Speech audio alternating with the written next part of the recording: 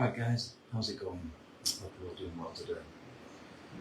Today I'm going to be briefly talking about an idea that I've had in my mind for some time about public transport in the UK, but specifically in my own city of Hull, or Kingston upon Hull, in East Yorkshire. And the idea is essentially to have a kind of more mental health based sort of, I don't know what you would call it, some kind of startup, I guess, or something. I'm not sure. Maybe it would be some kind of council funded and public transport enterprise focused predominantly on people with mental health challenges. So by that I mean things like social anxiety, maybe post-traumatic stress disorder, maybe people with moderate, just like anybody with depression, really. Just anyone that has not so much a disability, but mental health challenges that kind of make the usual public transport kind of difficult for them, or not so enjoyable, difficult to tolerate. So my idea basically would be to have a service, or a company that would operate predominantly minibuses. These would be EVs, I would imagine, seeing as that's the way everything's going, in my city at least. So, the idea would be to have essentially like a dial-a-ride service, where it caters to maybe like feeder routes or peripheral routes, maybe in the city, taking people maybe to from like suburb areas, or maybe specific parts of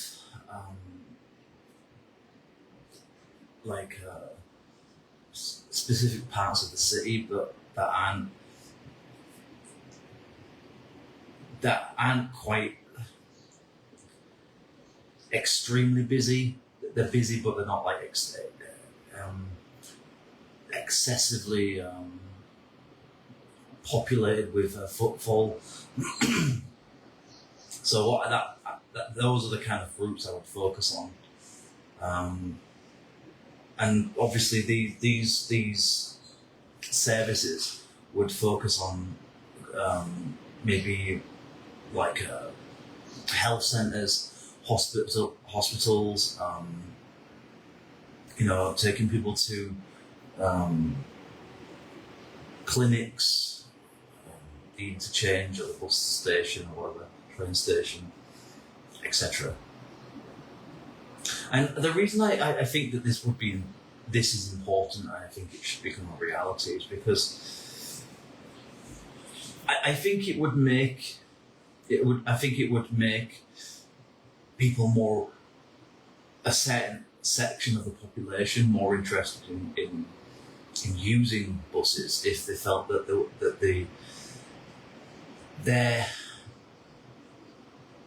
their issues were kind of taken more seriously. And not only would it be for people with mental health problems or disabilities, but it would also be for people who have sensory issues or difficulties with excessive stimuli. So maybe people with autism, or maybe people with Asperger's, or ADHD, etc. Things like that, maybe. So I think that would be important to have a bus service where it was more focused towards people with mental health problems. Whether it would be free or not, I don't know. Maybe you would have to charge just a small amount of money for it, I think, but it's just something that I've thought of before. So whether this would be EV buses, whether it would be hybrid buses, I don't know how it would work, but I would imagine that given that everything's going the way of EV vehicles, it would make sense to probably go down that route. And it seems to me, in my city at least, the infrastructure now is heading towards predominantly, certainly urban areas anyway, a city of electrification, basically. So essentially we could sort of brand it as a kind of like quiet service, a calm service or something like this. Not in some sort of like patronising way or anything, but like just a kind of more courteous, respectful, considerate way of doing things, which I think is important because, while public transport is great and all, it doesn't cater to people with stimuli issues. It doesn't cater to people. And we live in this era, don't we? We live in this era of inclusivity and progressivism and all that kind of stuff, and that's all good and well. But I think it should also, I think we need now to move away from. I think anyway, it's the kind of more, or at least we should diversify how public transport works. I believe. So this would be some kind of branded as some kind of extremely, welcoming, inclusive service or series of services for people with serious mental health problems, or just anyone that struggles with the usual public transport. So the reason we would use EV buses is because, one, that seems to be basically the status quo now. I would imagine in the long term it would be cheaper to operate those kind of services with those kind of vehicles, and as well as like if there's low demand for certain areas, certain routes, certain parts of the city, then it would make sense to use minibuses because there's not many using single deckers or double deckers. And as well, if it's a dial-around service, then I would imagine that the minibuses are probably going to pick people up outside of their homes, which again I think is probably how,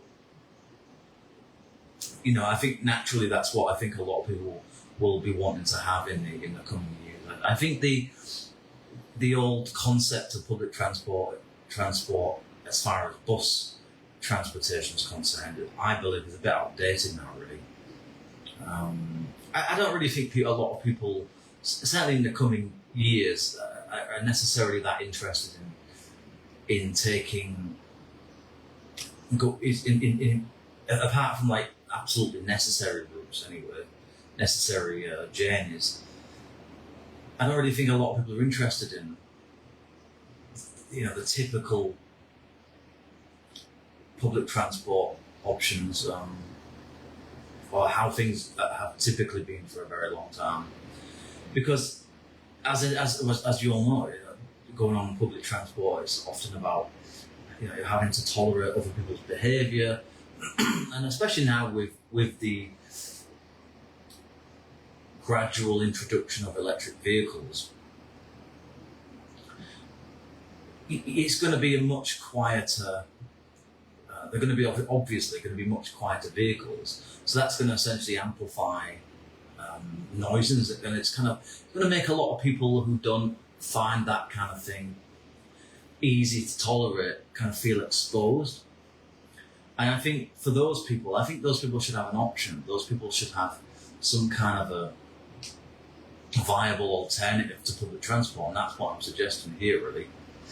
It should be that those people don't have, if they don't want to tolerate that, there's another service, there's a better alternative to that. I mean, it doesn't necessarily have to be that those with mental health challenges are the only people that it focuses on. It could be anybody, really. But predominantly it would be for people who have maybe learning difficulties, mental health challenges, maybe people going through bereavement, probably a whole range of different things. And the idea would be that while these buses, of course, would themselves be quiet, the idea would be that obviously an app would be used to book the service, because that's where everything's gone now. So you would use an app to book it. The app would then go through a kind of there would be, I don't know how it would be written exactly, but you would have obviously some kind of a system in place that that politely and respectfully tell people, this is a quiet service, this is a calm service, please be mindful of other passengers and things like that. And probably also the app might have a section in it where you can on board you can connect. So the buses have Wi-Fi that automatically connects to it if you want to use it, that is, when you're on board. And you can use your own headphones to access the apps free. I don't know, whatever. It's, you don't have to use the app thing would be optional. If you wanted to use it, you could use it, or you could just use YouTube if you wanted to. So in that way, you could just you could use you wouldn't have to deal with the monotony of quietness, because not everyone finds that kind of environment, that atmosphere to be comforting. Some people do, and that's fine, but not everybody will. So the bus would have some kind of signage or some kind of a screen where it would say, please be mindful of other passengers when using headphones or something like that. So that way, you keep noise pollution down. You can't avoid everything, I suppose, but you can try to make sure that passengers are courteous of one another, and you just have a respectable, but not kind of dictatorial kind of signage or anything, because you don't want to make it intimidating for people. So I think that would be really important. And some people might argue, well, you can just do that on a normal bus. But on a normal bus, it's like you surround. There's a lot more people. You often have to tolerate a lot more things. It's not enforced. Things aren't really enforced properly on most public transport, really, apart from obviously extremely unruly behaviour or whatever. Then obviously the driver will obviously have to deal with that. But in my idea, the goal would be that the idea would be to make sure that passengers are aware of what the service actually is before they board the bus, and then while they're on board, the screens tell them, maybe like there's a message like once every 10 or 15 minutes, just saying, please be mindful of passengers. This is a calm service or something like that, a quiet service. And I think that it's like if you tell people in a polite and respectful way, and you make it clear early on what this service represents and why it's important to follow to be respectful of each other. And I think eventually people will that will become the norm, and people will just, for the most part anyway, will respect the rules. So it would be, I think it's important. And I think honestly, with regards to public transport in general, I think in the coming, let's say, maybe 10 to 20 years, I can't really see. I can't see footfall particularly increasing that much. If anything, it might decrease, but it's hard to predict. If public transport costs come down significantly over time because of electric vehicles, in an infrastructure essentially paying for itself kind of thing all the time, then maybe the cost will come down, maybe footfall will start to increase again. But I don't know, it's very hard to say how things are going to pan out, obviously, but I don't have a crystal ball in this matter, or any matter, so I don't know how it's going to pan out. But my guess is that we may be heading towards, and I think, an increase in minibus operations, or at least smaller single-decker use, I believe, in the coming years. Because, and probably one of the reasons for that is that as the prices of electric vehicles come down, including cars, then buses and cars, then of course people will start gravitating towards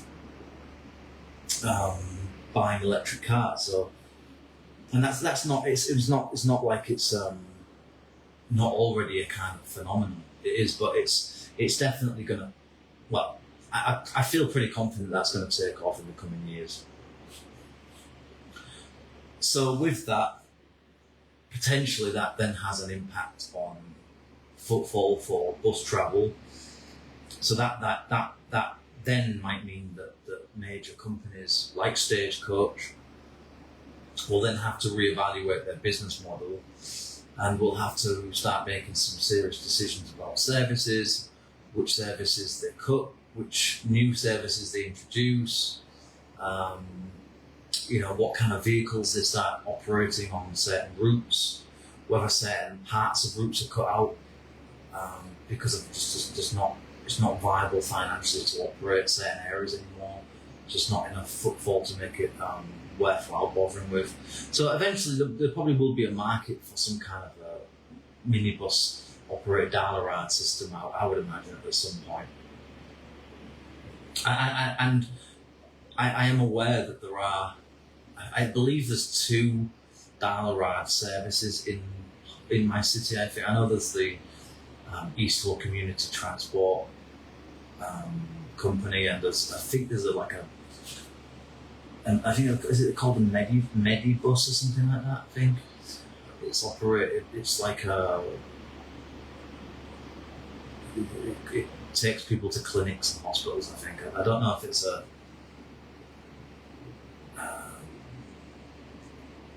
fairly new company. I'm not sure. I read about it earlier. I'm not quite sure. But so clearly those things. Now, whether those companies themselves become bigger over time and start to become more popular as alternatives to the main public transport run of things, I don't know, possibly. Or maybe we have, like I said before, maybe some kind of startups in the city in the coming next 10 to 20 years. So the idea eventually would be to make things more affordable, more accessible, maybe more ethical, more moral in some people's eyes, certainly more convenient for people that struggle with the normal way of things and are expected or tolerated to just put up with it, which I think is wrong in this day and age, personally. So the goal would be to help people that find the usual, the typical bus journey, to help people having to avoid the inconvenience, the noise, the stress even of typical public transport because of overstimulation, noise pollution.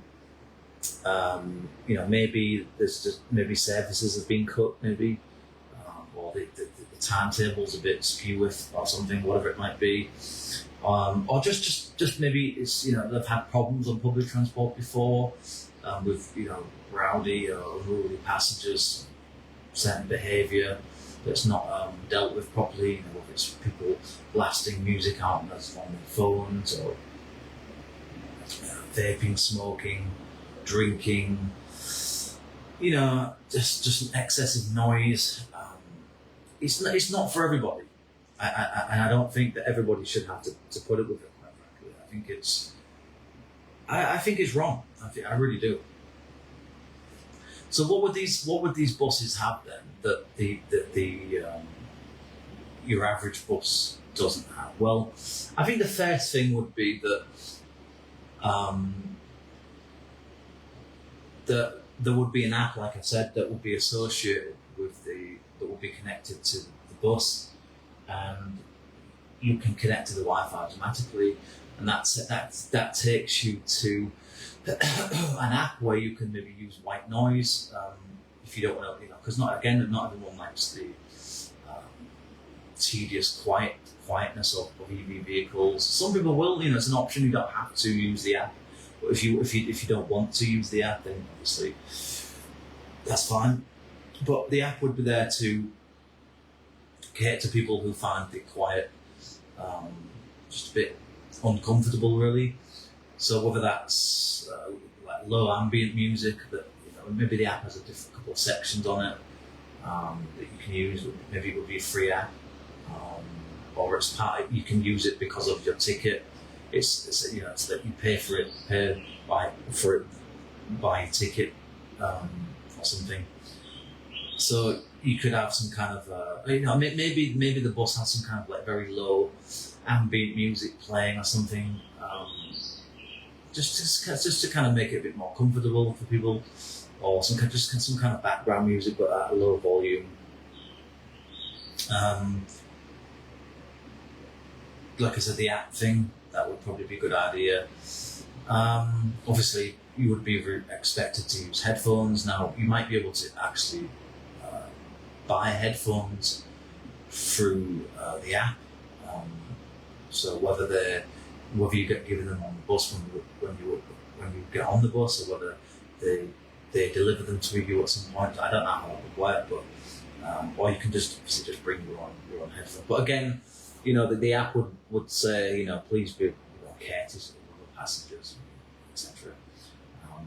But you see, all the language would be very carefully thought out. It wouldn't be like, you must keep your volume down, you must not disturb. I wouldn't have language like that, because I think it's too. It just feels too authoritarian, really. It's just too.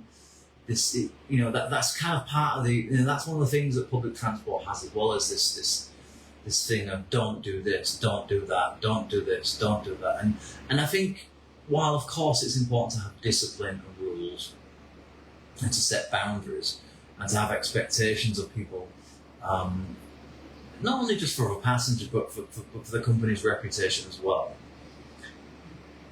I think the language does matter.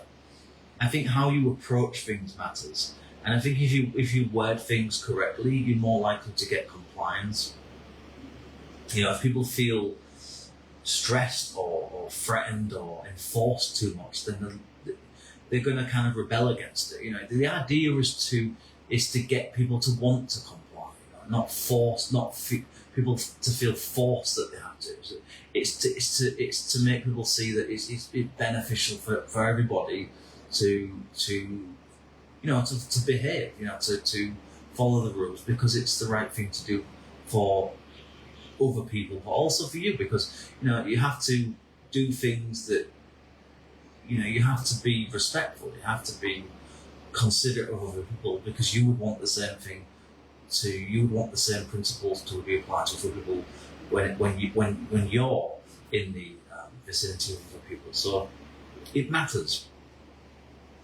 So what I would do is I'd probably have some kind of soft lighting. I wouldn't have any of these like really excessive bright lights that you see on modern buses these days. I would do away with that. So I would have softer, warmer lighting, warmer tones. The seats would all be obviously have seat belts. You'd have your own aircon thing, like you have on, and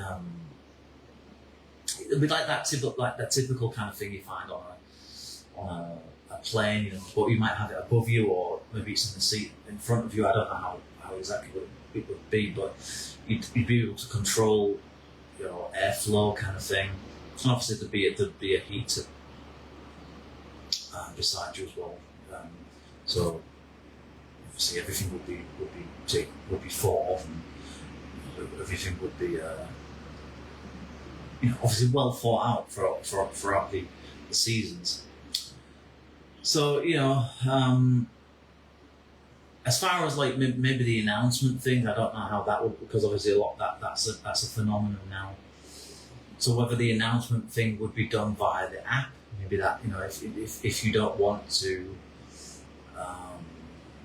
you know, I think it might be best to not have the, unless, I don't know how it would work. You might have to have the announcement thing still, but what I would do is I'd take it down a few decibels.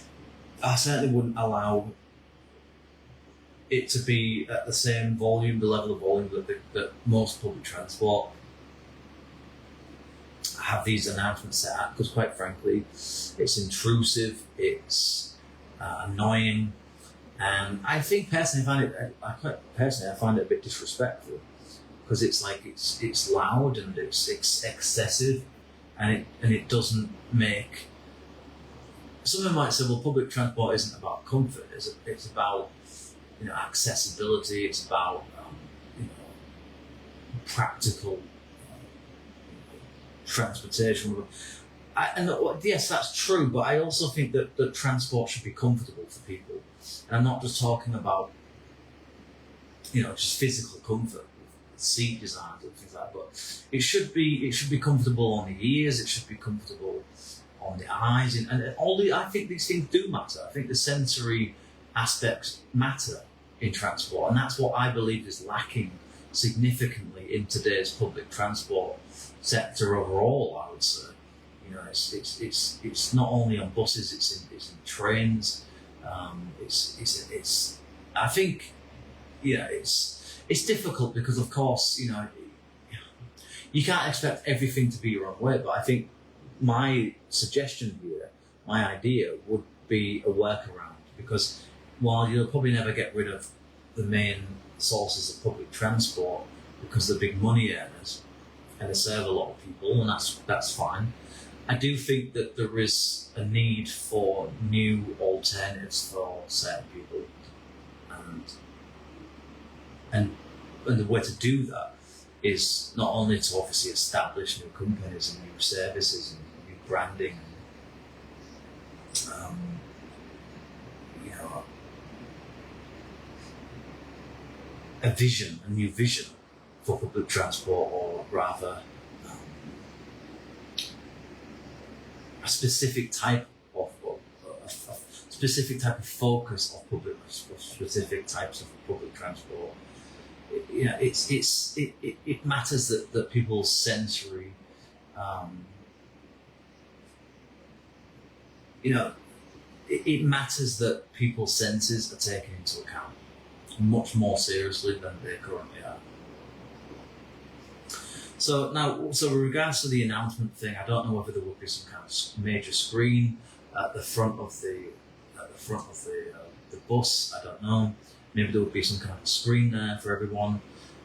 Whether that would actually be, whether it would have a speaker attached to it or not, I don't know. But even if it did, I would certainly reduce the volume of it. I try to avoid excessive announcements. I try to avoid obnoxious levels of volume, if I could do that legally. So obviously it would be done. This whole thing would be done by an app. It would be like a dial-a-ride service. The bus might only have, let's say, I don't know, maybe 20 seats, maybe at the most. Not too many, maybe not even that. And you know, you would obviously the app would obviously have a live feature to it, so you can actually track your bus, your minibus, so you know exactly where it is, and you know, roughly speaking, just about when it's gonna arrive, which I think would be obviously a really good thing. And that means that way people don't have to, unless it's like you're in a really difficult area where the bus can't get to. That's the only thing. It's like you might have to tell, in some circumstances, you might have to tell the driver, or because whether the driver would call you or the app would send you a message. It probably would be done by messaging or something. I don't know how it would work exactly, but there might be some circumstances where the bus can't get exactly to your door, so you might have to meet the bus at a certain place or something. But probably for the most part, the bus would be able to pull up right in front of your house, which I actually think that's the future. Really, I think a lot of people would prefer to not have to wait at a bus stop for 15 or 30 minutes, especially in the colder parts of the year, cool parts of the year. So I think there's definitely a real need for that. So yeah, that's obviously that would be a part of the app. As far as like consequences or deterrence, the app would say that this is what we expect on board. Again, the language would be carefully chosen, but you would basically say, this is a service intended for so and so. Please respect that this service is for so and so, etc., etc. And so it would be more like a polite kind of a series of polite instructions. Really, it would be please just remember that the service is intended for these purposes. Please be mindful of this, courteous, etc. That's how that would work. But as far as people who break the rules, what I would probably do is that I think if a passenger was reported or a driver was to report the passenger to company for some kind of behaviour, then that passenger would then have a warning placed on their account on the app, and maybe after 3 warnings or something, then they essentially get banned from using the service for a period of time, or banned indefinitely. I don't know exactly how you would do that, but you'd have to do it carefully. Yeah, I'm not quite sure, but obviously you would have to set some kind of rules around safety and security and behaviour, to set boundaries and deterrence and set rules. Because obviously some people would try to push the boundaries, kind of thing. So you'd have to be very careful how you balance things. But the goal would be positive reinforcement. That's what this really should be about. It's like we don't need this kind of school playground kind of mentality to enforce some things. We don't want a scolding type thing necessarily. We want to do things maturely and respectfully. But again, there has to be rules, unfortunately. Just because you have a mental health problem doesn't mean that you're allowed to break the rules, or doesn't mean that you're allowed to get a free pass or something. So it's like the rules that are intended to serve everybody, and that includes yourself, and I think it's only fair that there is a certain degree to a point of punishment or deterrent or potential of consequences for people who don't follow the rules. Now, whether this service, a series of services, or whatever it would be, I would imagine it would be I don't know whether it would be a series of services or whether it would just be. I don't know how exactly where I imagine it would be probably just like specific to it would be focused on specific part of the city that then take people from predominantly a specific part of the city to other parts of the city. So let's say like you had a East Hull. I don't know. I don't ever really thought of the name of it, but you might.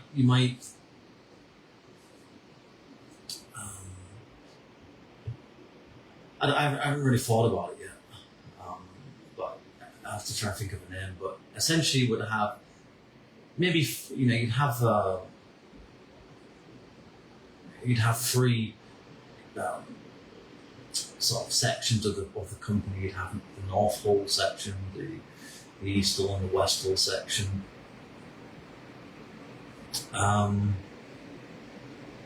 And yeah, that would obviously then take people to wherever. So I don't know exactly how it would work. I'm not exactly sure how it would all. I haven't really thought it through properly, I'll be honest with you, but clearly you'd have to have enough bookings in a particular area to make it worthwhile for that service to operate. So, I mean, I don't know. I haven't really thought about how that would actually work in practice, but I think eventually you would get enough numbers. I would imagine after a period of time, the company would start to get popularity. People talk. People would learn about it through advertising and social media campaigns and things like that. The council would probably promote it. So eventually, it would become maybe the thing would be that it's a service basically that operates at specific times of the day, basically. And if you happen to be within that area at a certain time of the day, then the bus will pick you up. But it would only operate at certain times of the day. It probably would avoid school run hours and rush hour and people coming back from work, probably for the most part, unless there might be some exceptions where maybe you pay a bit more, maybe if you want a bus that operate that you would need it to operate as kind of hour service. Maybe that you might have an extra service there for people for certain circumstances, but for the most part, the services would only operate at certain times of the day. They wouldn't operate. It wouldn't be an all-day thing. It would only be a couple of hours, maybe in the morning, a couple of hours in the afternoon or early evening, and that would be it really. But again, like I said, you want to try and avoid anything that's too stressful for people, there's no point really bothering waiting, having services if you're going to be stuck in traffic in certain parts of the city. So the routes and things there to schedule the times will obviously have to be thought of very carefully as well. Now, whether this service would be operated predominantly by whether the service would be predominantly focused for those 18 and up, I don't know. I don't know how you would deal with that. I don't know whether you could have a service that was only for adults or not. I'm not sure. You might have some legal problems there. I'm not sure, but so maybe the best thing to do would be to say that all those under 18 have to be accompanied by an adult. Maybe. I don't know. That might be a tricky area. I think the best thing to do is, like I said before, is just to make sure that those using. Probably the best thing would be to say is that maybe it would be like 16 years and upwards, and anyone below 16 years of age would have to be accompanied by an adult, and maybe that might be the way to do it. I don't know how that would. I'm not sure how you would get around that really. It might get a bit tricky, so I'm not sure. You might have to be very careful with that. I don't know. That's something that would have to be clearly if it was a council operated thing, they would have to then, some legislation would have to be brought in to make sure that would obviously all above board and everything. And obviously the minibuses would have some kind of a safety officer on board or something for people under a certain age, just to make sure that they're safe and they get to where they need to be safe and so on. So I think I think it would be a good idea, obviously, to have an extra a member of staff on board besides the driver for these services, these types of companies. Not just as a safety precaution, really, or maybe the driver and maybe they're both trained to drive the minibus and they sort of like switch roles after so many hours. So I don't know. That might be a good idea. So I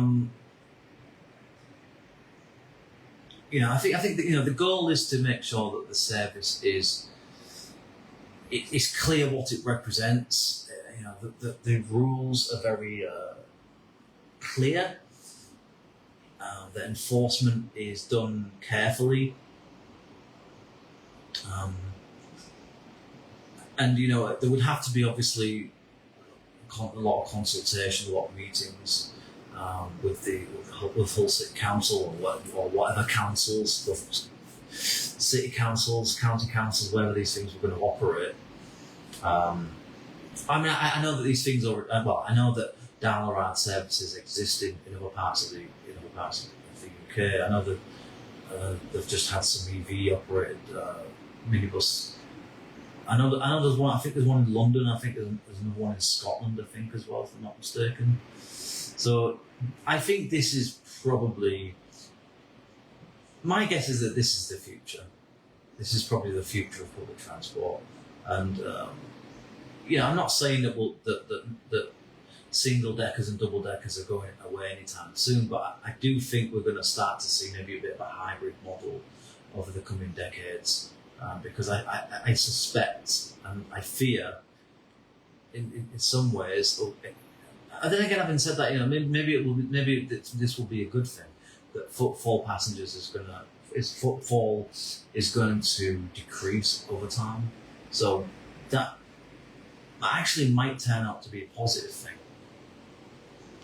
because that then would kind of break up this monopoly type sort of like dynamic with like these big companies like Stagecoach and Reaver and so forth.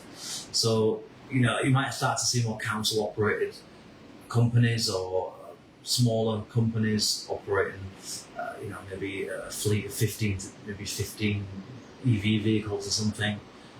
Certainly as the infrastructure for electric vehicles comes down in price in the next decade or so, I think a lot of companies will be looking at the market and saying, we may have a, let's face it, is about profit, not purely about profit, but business is about making money. And I think if a startup or the council thinks, there's an opportunity to make some money here, but also to provide something that's needed, then people will jump on that opportunity, won't they?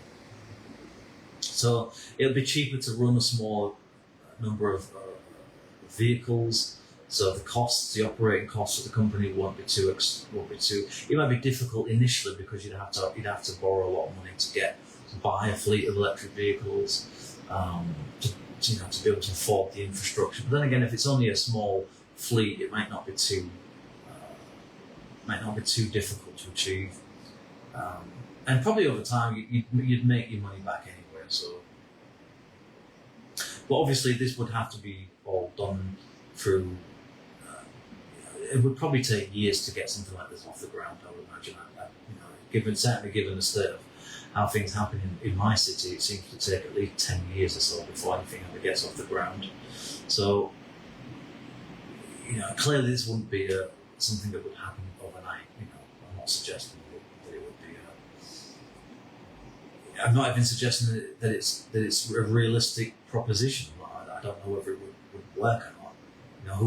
but you don't know whether anything's going to work for sure until you actually test out. So obviously there would have to be some kind of series of pilot schemes to trial this, do various trials to test it out where it would be most effective, pricing, how the app would be built, how it would work, making sure that you cater for people of all ages, obviously people with disabilities. So whether, I don't know, I haven't thought every single nook and cranny of this out. It's just an idea that's been running around in my head for, probably the best part of, I don't know, maybe a year or so now. So, I think that the goal here is to have a company finally that says the normal way of doing things as far as bus travel is concerned, for a lot of people, not all, but a lot of people, it's not enough. It's not good enough. It's not. It doesn't take into consideration other people's issues and why some people choose to take taxis, why some people don't bother with public transport at all, or why people rarely use public transport. And I think, if these big companies are ever going to get footfall up again, then they're going to have to do some of the things that I've suggested in this video, but I doubt they probably will, because it would clearly need a lot of investment and a kind of reshaping of how things work. But I just don't think that they're that interested. They're more interested in basically the profit only companies. Really, they don't really care about people's well-being. And I think most people have known that for a long time, and that's why this is so desperately needed. We need new, modernised public transport focused on people's well-being as best as you can possibly make it, and really taking into mind that not all passengers are the same, and not all passengers are able to deal with the stress, which it often is actually. As someone that's used public transport for years, it's not always enjoyable, and when you think that you're paying for that, it's like, as far as I'm concerned, if I'm paying for something, then I should be getting the same quality of service. And if I can pay for something that's the same price or even less, or at least affordable, that provides me with something better than the mainstream way of doing things, then of course I would gravitate to that in a heartbeat, and I think a lot of people would. But the truth is that for a lot of people that just isn't there. That infrastructure, that's just not there. So people don't have any choice unless you want to take taxis, but taxis are expensive, unless you've got your car, but not everyone does. So that's basically my idea in a nutshell, really. So I'm sure that there are a lot of people out there that probably feel quite similar to me and would like to see this kind of thing come into existence. And I hope, fingers crossed, one day that actually happens. I don't know whether that will happen within the next 5-10 years, the next 20-30 years, I don't know. But given that Stagecoach and formerly EYMS have jumped on the green energy bandwagon, it seems that we are now heading towards a different era. And I believe at some point that we may start to see some new competitors in the market based on the very things I've been talking about in this video.